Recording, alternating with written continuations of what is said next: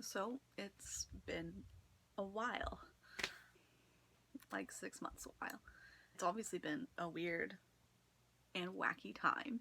I was fortunate, I worked through all of the pandemic, but obviously I'm back at my parents' house. I've moved home. I won't be returning to King's in the near future. So I left that job.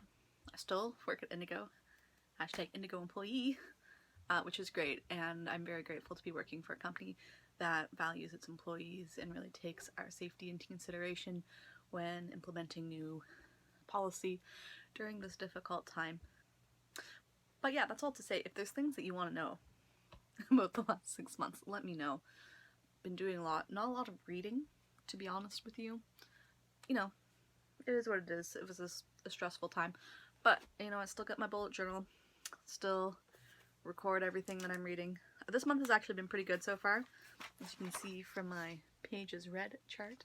I've been doing a little reading. I'll let you see June, so you have an idea of where I'm coming from. The other thing I did that is relevant to this is I bought an e-reader. I'm now the proud owner of a Kobo Libra. I really like it. It's what I've been bringing with me to work because it's easy to sanitize and it's light and it can fit in the pocket of my jean jacket.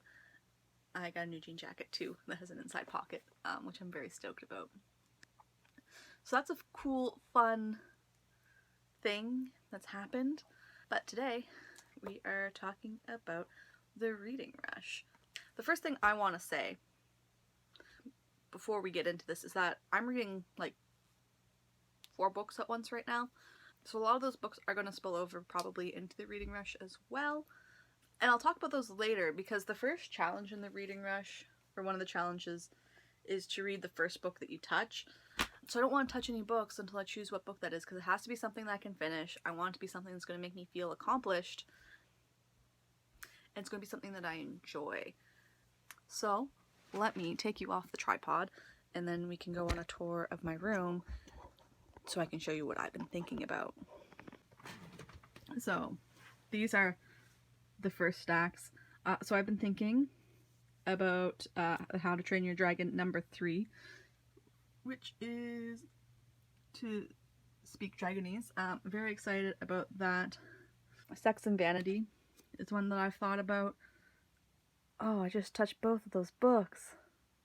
Well, I guess that makes the decision easier. I guess we'll be reading How to Train Your Dragon number 3. I mean, like, that's okay. I've been looking forward to that book. Something I'm excited about. It is middle grade, so it's short. Yeah, obviously not very good at that challenge, but I guess I'll be reading this one, which is exciting. So one of the prompts is read a book with a cover the same color as your birthstone. I was born in June. My birthstone is a pearl. So I've chosen The Seeing Stone by Kevin Crossley Holland. It's the first book in the Arthur trilogy, which was one of my favorite trilogies growing up. Currently out of print, apparently, which is a real shame because I think that there's a lot of folks out there that are younger now that would really enjoy this as well. So, back in May, I ordered the trilogy for maybe ebooks, and I'm very excited to own them because I used to read them every year. The next challenge is read a book that starts with the, and I've chosen The Celery Stalks at Midnight by James Howie. It is short. It is 6 to 8. It has pictures occasionally in it. I read Bunnicula last year during the reading rush, so this feels like, you know, a continuation of that theme, which is something I'm into.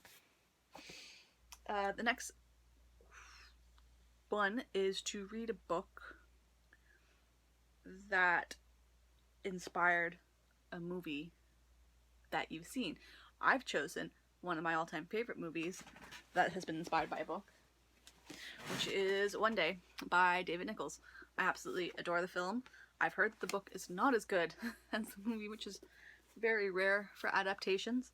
The other great thing about this book is it's also pearly white, so if this doesn't go as well as I hope it will, it's the second white book on my TBR.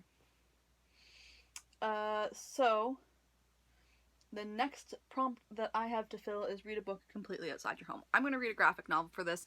I don't know what one. It'll either be Lumberjanes, Giant Days, or Darth Vader. One of the three. Depends on what I'm feeling like at the time. I'm not going to pull those all out because I don't have one of them. It's on order. Then read a book in a genre you've always wanted to read more of. This is another difficult thing. Like, there's a lot of different things I can choose. I think on the Reading Rush website I said that I was going to read Such a Fun Age because I haven't read any contemporaries this year, which I might. I might also read Sex and Vanity by Kevin Kwan. I might read the first Witcher short story collection, and I might read Homerooms and Hall Passes, which I don't know currently where that is. So I haven't really decided on this one. If Such a Fun Age gets in by the time that the Reading Rush happens, you know, I'll probably read that because I bought it specifically for this, even though I had other books that I could choose. And the reason that I did that is because when I was reading the notes that I had in my notebook, I got the two prompts confused between reading a book completely outside your house, and I, for some reason, thought it said comfort zone, and I was like, contemporaries are also completely outside my comfort zone. So then I had two books in genres that I don't typically read. All rather pointless for me to tell you all that, but we'll move on to the last one, and it is read a book that takes place on a different continent than you live. I live in North America. I live in Canada. So, you know, there's probably a lot of different ways that I could have gone with this. I probably have some cool books here that are not set in Europe, but I chose a book set in Europe because I wanted to read it. The book is Lent by Jo Walton. I've been excited for this book since I pre-ordered it probably a year ago, and I have yet to read it. It's also white, more marbly, but worst case scenario, I'm also going to count this as pearl. So, I mean, there's 4 of the 7 books that I will be reading for sure during the Reading Rush. I just want to give you a quick update on what I'm reading right now because it will most likely spill over. You know, in spite of everything that's happened recently with J.K. Rowling, which are things that I don't agree with, before that happened, I had started reading and listening to Harry Potter and the Sacred Text, which I think is, you know, a really great program, a really great podcast. I've really been enjoying it, and I think it talks about some important things, and I really enjoy the way that it dissects Harry Potter, especially in light of everything that's happening. And I've gathered they are also doing a specific Outpost edition on what J.K. Rowling has done lately. Anyways, that's all to say. I am currently reading The Goblet of Fire, and I'll be reading this until past the end of July. I read 1 chapter a day.